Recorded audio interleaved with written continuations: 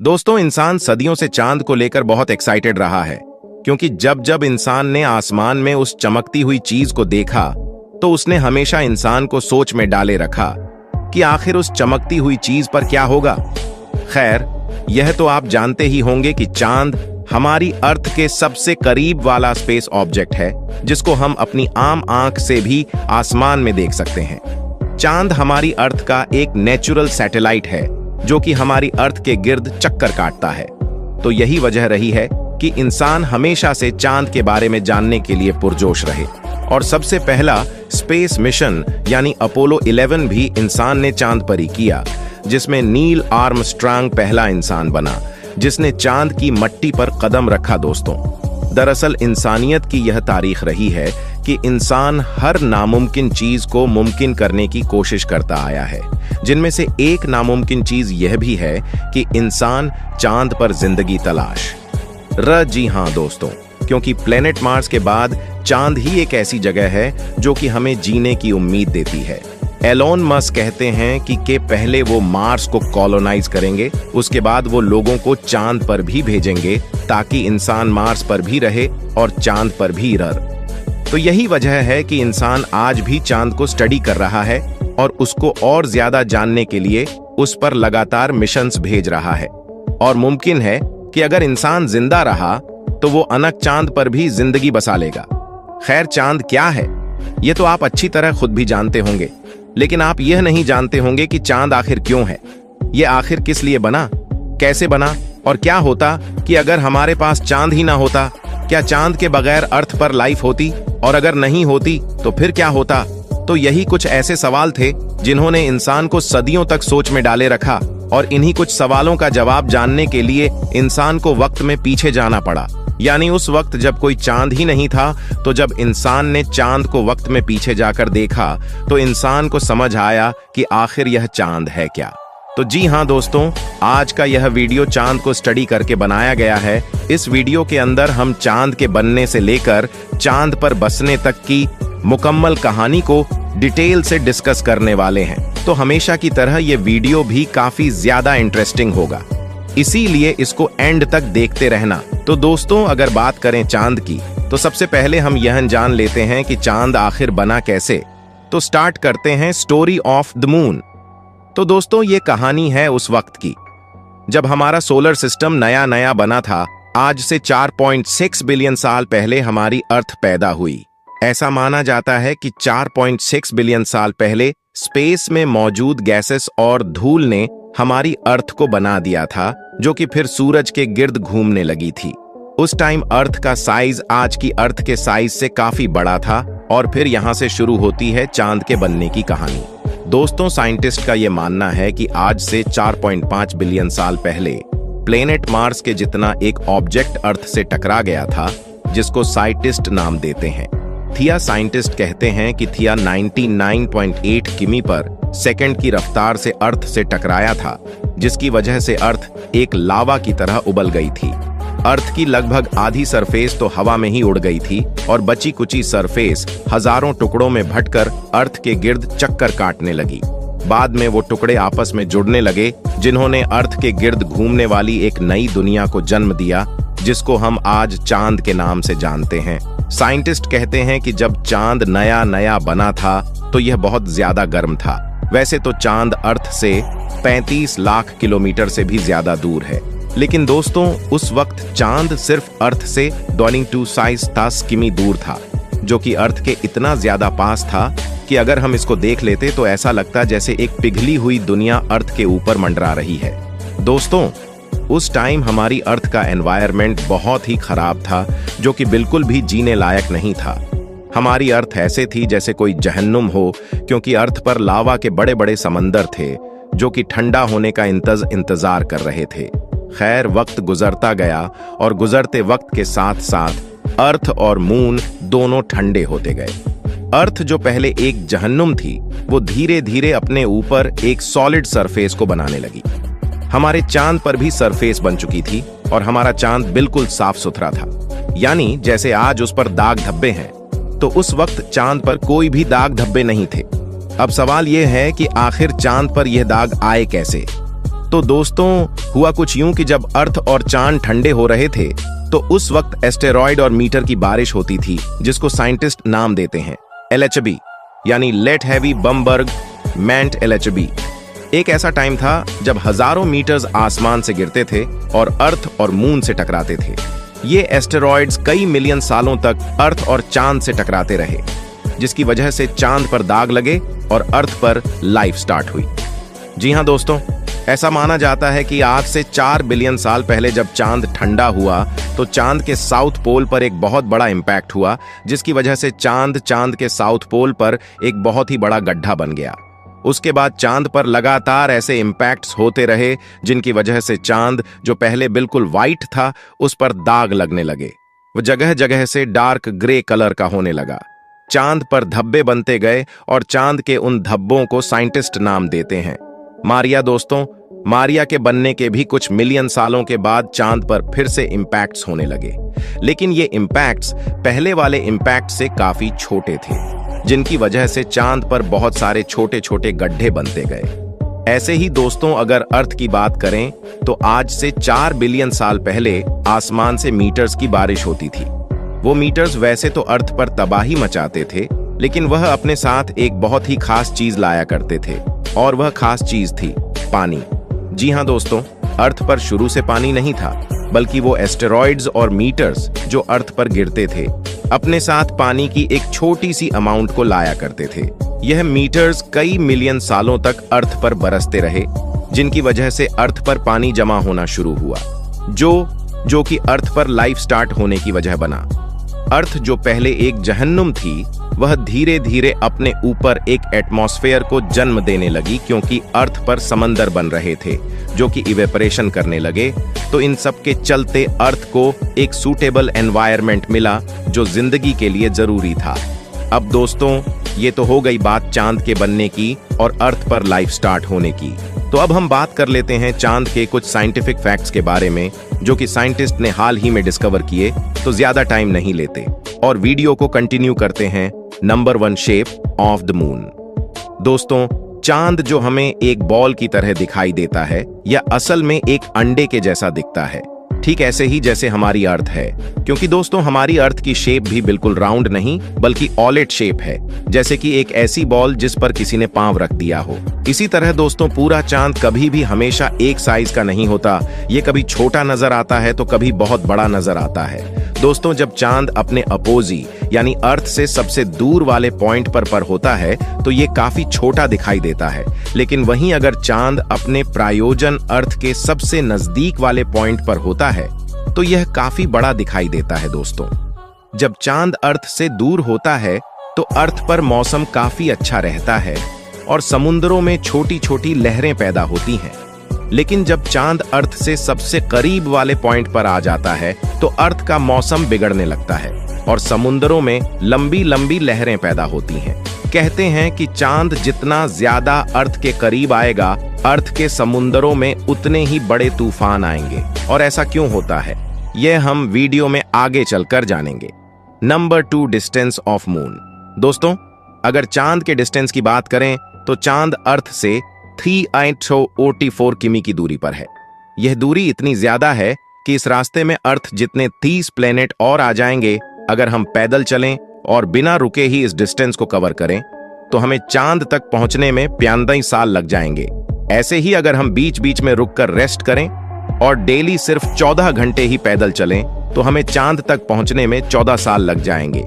इसी तरह एक कार हमें 130 दिन तक यानी लगभग 45 महीने में चांद पर पहुंचा देगी। और अगर बात करें एक रॉकेट की तो एक रॉकेट हमें सिर्फ 13 घंटे में ही चांद पर पहुंचा सकता है। Number 3, gravity of moon. दोस्तों, वैसे तो चांद पर बहुत कम ग्रेविटी है, लेकिन फिर भी चांद की ग्रेविटी का एक बहुत बड़ा रोल है। दोस्तों, चांद की ग्रेविटी अर्थ से 6 गुना कम है, यानी इस हिसाब से एक 100 किलो के बंदे का वजन चांद पर सिर्फ 152 किलो होगा। तो अब सवाल यह है कि चांद की ग्रेविटी का आखिर क्या रोल है। दोस्तों, चांद की ग्रेविटी की वजह से ही हमारे समुद्रों में लहरें पैदा होती हैं। जैसे मैंने बताया था कि चांद जितना ज्यादा करीब आएगा, समुद्रों में उतनी ही लंबी लहरें पैदा होंगी। चांद की ग्रेविटी इतना दूर से हमारी अर्थ पर तो असर नहीं कर सकती, लेकिन वो अर्थ के समुद्रों पर बहुत ज्यादा असर करती है। तो अगर चांद की ग्रेविटी नहीं होगी तो समुद्रों में लहरें ना होने के बराबर होंगी। अब आप जरूर यह सोच रहे होंगे कि क्या होगा अगर चांद अर्थ के बहुत ज्यादा करीब आ जाए। तो दोस्तों, इसके दो जवाब हैं। पहला यह कि अगर चांद अर्थ से बहुत तेजी से टकराया तो अर्थ लावा की तरह उबल जाएगी, जैसा वह थिया के टकराने से उबली थी। और दूसरा जवाब यह है कि अगर चांद घूमता हुआ धीरे धीरे अर्थ के करीब आता गया तो वह अर्थ की हाई ग्रेविटी बर्दाश्त नहीं कर पाएगा और टूटकर छोटे छोटे टुकड़ों में बट जाएगा, जिससे वह अर्थ के गिर्द एक रिंग बना देगा, जो कि सुनने में तो काफी कूल लगता ही है। लेकिन अगर ऐसा हुआ तो दुनिया तबाह हो जाएगी, क्योंकि जैसे जैसे अर्थ के करीब आता जाएगा तो वह समुद्रों की लहरों से दुनिया को तबाह करता जाएगा। साथ ही साथ बहुत सारे जलजले आना शुरू हो जाएंगे और वोल्कानिक इरप्शन बढ़ जाएगा, जिसकी वजह से शायद दुनिया नहीं बचेगी। लेकिन दोस्तों, घबराने की कोई बात नहीं, क्योंकि चांद हर साल 1.5 इंच अर्थ से दूर हो जाता है। यह कभी भी अर्थ के करीब नहीं आता। चांद पहले भी अर्थ के बहुत करीब था, लेकिन जैसे जैसे वक्त गुजरता गया चांद सिर्फ अर्थ से दूर होता गया। और दोस्तों, जैसे चांद की ग्रेविटी की वजह से अर्थ पर जलजले आ सकते हैं, तो ठीक ऐसे ही चांद पर भी अर्थ की ग्रेविटी की वजह से जलजले आते हैं, जिन्हें मून क्वेक्स कहा जाता है, number 4 size of the moon. दोस्तों, अगर हम चांद का साइज अर्थ से कंपेयर करें तो अर्थ की चौड़ाई चांद से 4 गुना ज्यादा है और अर्थ के अंदर 50 चांद आराम से फिट आ जाएंगे। और इसी तरह अगर हम सन से चांद का साइज कंपेयर करें तो चांद हमारे सन से 400 गुना छोटा है। और मजे की बात यह है कि हमारा सन चांद से 400 गुना ही ज्यादा दूर है, जिसकी वजह से अगर हम आसमान में मेन चांद और सूरज को देखते हैं तो वो दोनों हमें लगभग एक ही साइज के नजर आते हैं। और यही वजह है कि जब सोलर एक्लिप्स यानी सूरज ग्रहण होता है तो चांद सूरज के आगे आकर सूरज को पूरी तरह ढक देता है। Number 5 solar eclipse and lunar eclipse. दोस्तों, सोलर एक्लिप्स यानी सूरज ग्रहण साल में 2 से 3 बार होता है। और यह तो हम जानते ही हैं कि सूरज ग्रहण तब होता है जब चांद सूरज और जमीन के बीच में आ जाता है। लेकिन दोस्तों, अगर हम बात करें उस वक्त की जब लोग यह सब नहीं जानते थे कि सूरज ग्रहण क्यों होता है, तो उस वक्त चाइनीज लोग ये मानते थे कि सूरज ग्रहण के टाइम पर एक बड़ा सा ड्रैगन सूरज को खा जाता है, जिसकी वजह से सूरज काला हो जाता है। तो वो चाइनीज लोग उस ड्रैगन को भगाने के लिए ऊंट पटांग हरकतें किया करते थे। इसी तरह अगर चांद ग्रहण की बात करें तो चांद ग्रहण हर महीने होता है। यह तब होता है जब अर्थ सूरज और चांद के बीच में आ जाती है। चांद पूरी तरह से अर्थ के साए में आ जाता है, जिसकी वजह से चांद का रंग बिल्कुल लाल हो जाता है। यह हर 29 दिन के बाद होता है, जिसे लूनर एक्लिप्स यानी चांद ग्रहण भी बोला जाता है। Number 6 rotation of moon. दोस्तों, अगर आपने कभी नोटिस किया हो तो हमें हमेशा चांद की सिर्फ एक साइड ही नजर आती है। हम कभी भी चांद की दूसरी साइड नहीं देख सकते, क्योंकि दोस्तों, चांद एक ही साइड लेकर अर्थ के गिर्द रोटेट करता है, जिसको टाइडर लॉक भी बोलते हैं। हमारी अर्थ तो स्पिन भी करती है, लेकिन दोस्तों, चांद कभी भी स्पिन नहीं करता, तो हमें सिर्फ चांद का एक ही चेहरा नजर आता है। तो चांद की जो साइड हमें नजर आती है उसको हम नियर साइड ऑफ मून कहते हैं, और चांद की जो साइड हमें नजर नहीं आती उसको हम फार साइड या फिर dark side of the moon भी कहते हैं। नंबर 7 म्यूस एटमॉस्फेयर। तो दोस्तों, अगर बात करें एटमॉस्फेयर की तो अर्थ पर एक बहुत ही अच्छा एटमॉस्फेयर है, जिसकी वजह से अर्थ पर जब रात होती है तो उससे पहले एक शाम भी आती है। यानी रात एकदम से नहीं होती, बल्कि धीरे धीरे से होती है। बट वहीं अगर हम चांद की बात करें तो चांद पर एटमॉस्फेयर ना होने के बराबर है। तो यही वजह है कि चांद पर रात से पहले कोई भी शाम नहीं आती और डायरेक्ट दिन से रात होती है और रात से दिन हो जाता है। ऐसे ही अगर हवा की बात करें तो चांद पर कोई भी हवा नहीं है। यानी अगर हम चांद पर एक झंडा लगाएंगे तो वो झंडा नहीं लहराएगा। यही वजह है कि चांद पर जो एस्ट्रोनॉट्स गए थे तो उनके जूते का निशान कई मिलियन सालों तक रहेगा, क्योंकि ना तो हवा चलेगी और ना ही मट्टी उड़ेगी। दोस्तों, चांद पर जाने एस्ट्रोनॉट्स ने यह बताया है कि चांद की मट्टी की स्मेल गन पाउडर जैसी है, ऐसा गन पाउडर जो कि यूज हो चुका हो, और वह शायद इसलिए कि चांद पर कई सालों तक इंपैक्ट होते रहे। नंबर 8, मूस टेम्परेचर। दोस्तों, चांद पर दिन का टेम्परेचर 120 डिग्री सेल्सियस होता है, जो कि इतना ज्यादा गर्म है कि इस टेम्परेचर पर चाय आराम से बन सकती है। और वहीं अगर हम रात की बात करें तो चांद पर रात का टेम्परेचर 130 डिग्री सेल्सियस तक चला जाता है, जो कि इतना ज्यादा ठंड है कि यह टेम्परेचर इंसान की हड्डियों तक को फ्रीज कर देगा। दोस्तों, तो दुनिया की सबसे ठंडी जगह अंटार्कटिक है, जहां का मिनिमम टेम्परेचर 90 डिग्री सेल्सियस तक चला जाता है। तो ये टेम्परेचर भी चांद के टेम्परेचर के मुकाबले काफी गर्म है। Number 9, missions on moon. दोस्तों, वैसे तो चांद का सबसे पहला मिशन अपोलो 11 को माना जाता है, जिसमें नील आर्मस्ट्रांग पहले इंसान थे जो कि चांद पर उतरे थे। बट दोस्तों, मजे की बात यह है कि अपोलो 11 पहला मिशन नहीं था जो कि चांद पर भेजा गया। अपोलो 11 को शायद पहला मिशन इसलिए बोला जाता है क्योंकि इस मिशन में इंसान भी थे। इससे पहले चांद पर जितने भी मिशंस भेजे गए तो उनमें इंसान नहीं थे, जिनमें ज्यादातर मिशंस सोवियत यूनियन के जरिए भेजे गए थे। दोस्तों, 1959 में सोवियत यूनियन ने चांद पर अपना पहला मिशन भेजा, जिसका नाम था लना 1, जो कि एक फ्लाई बाय मिशन था। इस मिशन में एक स्पेसक्राफ्ट लना 1 को चांद के पास से फ्लाई बाय करके जाना था। लेकिन दोस्तों, जैसे ही वह स्पेसक्राफ्ट चांद के पास से फ्लाई बाय करके जाता है तो उससे कम्युनिकेशन टूट गया था। लेकिन फिर भी इसको एक सक्सेसफुल मिशन समझा गया, क्योंकि तब तक लूना 1 चांद की बहुत सारी इंफॉर्मेशन कैप्चर कर चुका था। ऐसे ही दोस्तों, लूना 1 के बाद लूना 2 भेजा गया, जिसमें एक स्पेसक्राफ्ट को मून पर क्रैश लैंडिंग कराई। दोस्तों, चांद पर सॉफ्ट लैंडिंग करने वाला सबसे पहला स्पेसक्राफ्ट सोवियत का लूना 9 था, और चांद पर चलने वाली सबसे पहली गाड़ी एल-कोडवॉव थी, जो कि सोवियत यूनियन ने ही भेजी थी। तो चांद पर ज्यादातर मिशंस सोवियत यूनियन ही भेजा करती थी। अगर हम बात करें अपोलो 11 की, तो अपोलो 11 एक अमेरिकन मिशन था जो कि 1969 में भेजा गया था। अपोलो 11 के बाद अपोलो के और भी बहुत सारे मिशंस किए गए, जो कि सबके सब अमेरिका ने ही किए थे। उन सभी मिशंस को मिलाकर सिर्फ 24 लोग ही ऐसे थे जो कि चांद पर जा सके, और उन 24 लोगों में से सिर्फ 12 लोग ही ऐसे थे जो कि चांद पर उतर पाए। दोस्तों, एलन शेफर्ड नाम का यह आदमी अकेला ऐसा इंसान था जिसने चांद पर गोल्फ खेला था। उसकी गोल्फ की बॉल चांद पर गुम हो गई थी, जो कि आज तक नहीं मिली। कहते हैं कि वो बाल आज भी चांद पर ही है। Number 10, life on the moon.